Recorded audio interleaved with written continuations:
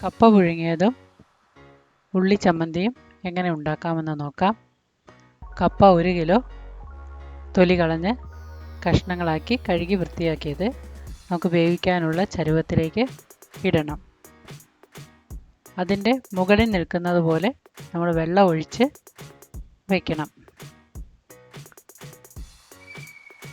കപ്പ നന്നായി തിളച്ച് നമ്മൾ ഈ വെള്ളം ഊറ്റിക്കളയണം. എന്നാലേ ഉള്ളൂ കപ്പയുടെ ദോഷവശങ്ങളെല്ലാം ഒഴുകി പോവുള്ളൂ. അങ്ങനെ കപ്പയുടെ വെള്ളം കഴിക്കുന്നത് അഴുക്കാണെന്ന് പറയും, ആരോഗ്യത്തിന് നല്ലതല്ല എന്ന് പറയും. അത് നന്നായി തിളപ്പിച്ച് വേവിക്കണം. നന്നായി തിളച്ച് അതൊരു 3/4 വേവ് കഴിയുമ്പോൾ നമുക്ക് ആവശ്യത്തിന് ഉപ്പിട്ട് കൊടുക്കാം. 1 ടീസ്പൂൺ ഉപ്പ് മതിയാകും ഇതിന്. എന്നിട്ട് കുറച്ച് നേരം കൂടെ ഒന്ന് തിളപ്പിച്ച് എടുക്കാം.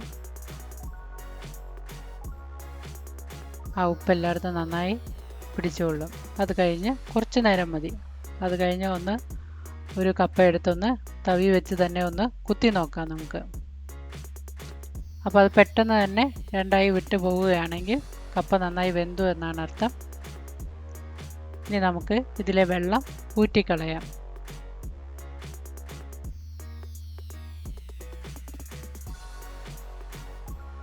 അങ്ങനെ ആ വെള്ളം ഒന്ന് ഊറ്റിക്കളഞ്ഞിട്ട്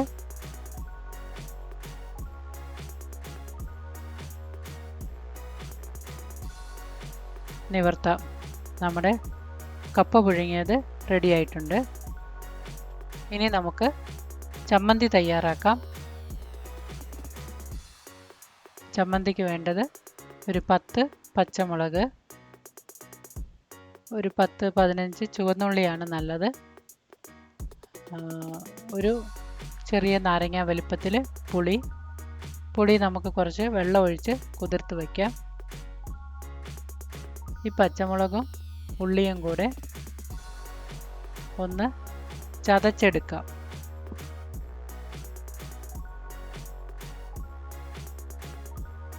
ഒന്ന് ചതഞ്ഞാൽ മതി, എല്ലാം ഒന്ന് ചതഞ്ഞ് കിട്ടിയാൽ മതി, നന്നായി അരയണ്ട. ഇതുപോലെ ഒന്ന് ചതഞ്ഞിട്ട് അതിനെ ഒരു പാത്രത്തിലേക്കിട്ട് നമുക്കതിലാവശ്യത്തിന് ഉപ്പിടാം. ഉപ്പിട്ടിട്ട് ഈ പുളി നന്നായി പിഴിഞ്ഞൊഴിക്കാം.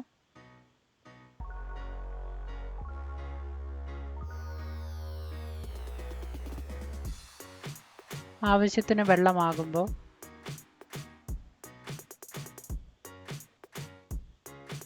അതൊന്ന് ഇളക്കി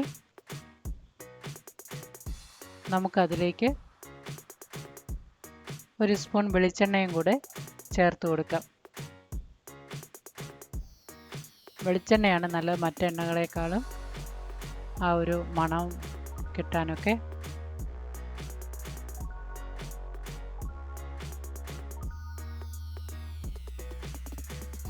ഇപ്പോൾ നമ്മുടെ പച്ചമുളക് ഉള്ളി ചമ്മന്തി റെഡി ആയിട്ടുണ്ട്. ഇതും കപ്പ പുഴുങ്ങിയതും കൂടെ നല്ല ഒരു നാടൻ കോമ്പിനേഷനാണ്. Thank you for watching.